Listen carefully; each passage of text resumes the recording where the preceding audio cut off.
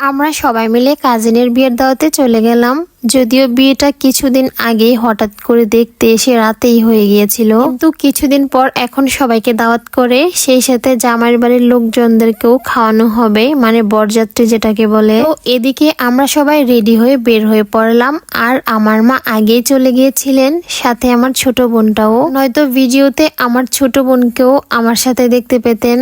যাই হোক, তারপর আমরাও চলে এলাম। তবে আমাদের অনেক প্ল্যান ছিল, অনেক আশায় ছিলাম ওর বিয়েতে অনেক মজা করব, অনেক প্রোগ্রাম হবে। কিন্তু কি আর করার, কপালে যেটা থাকে মানুষ চাইলেই তো সব হাতে করে করতে পারে না। যেহেতু বিয়েটা আগেই হয়ে গিয়েছিল, তাই সবকিছু মিলে আর কিছু করা হয়নি। তারপর আমরা কিছুক্ষণ বসে গল্প করলাম, সব রিলেটিভরাও এসে গেল। যেহেতু বরযাত্রী আসবে, তাই আমরা ভাবলাম বরযাত্রী আসার আগেই খেয়ে ফেলি, কারণ বরযাত্রী এলে ভিড় বেড়ে যাবে, খাওয়া দাওয়ার ঝামেলাও বেড়ে যাবে।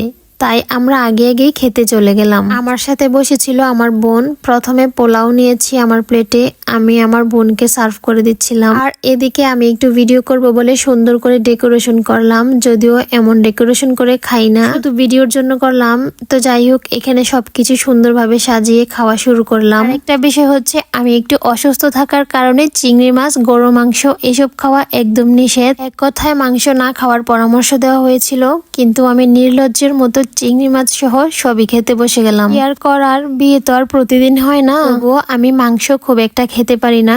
গরুর মাংস আমার প্রিয় হলেও খুব বেশি খাওয়া হয় না। বিশেষ করে কোনো দাওয়াতে গেলে একদমই খেতে পারি না। রোস্ট, পোলাও খেয়ে এমনিতেই পেট ভরে যায় মনে হয়। এখানে চিকেন ফ্রাইটা সবচেয়ে বেশি মজা ছিল।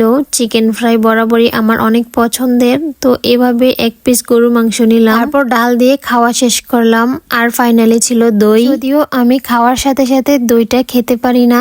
অনেকে আছে খাবার শেষে সাথে সাথে দই খেয়ে ফেলে, আর বলে দই খেলে নাকি হজম শক্তি ভালো থাকে, কিন্তু আমি এসব জানি না, আর আমি খেতেও পারি না। অনেকক্ষণ পরেই দই খেয়েছিলাম। কি বউ বসে আছে সেজে গুজে কথা বলছে তার বান্ধবীদের সাথে। ওর জামাইয়ের খাবার পালা। জামাই, তার বন্ধুরা আর দুলা ভাইরা সবাই একসাথে খাওয়া দাওয়া শেষ করার পর জামাইকে হাত ধোয়ানো হয়। আর এদিকে তো ভাবিদের বকশিস বা আলাদা আবদার পূরণ করতে হবে। সবকিছুই করা হলো ঠিকঠাক মতো।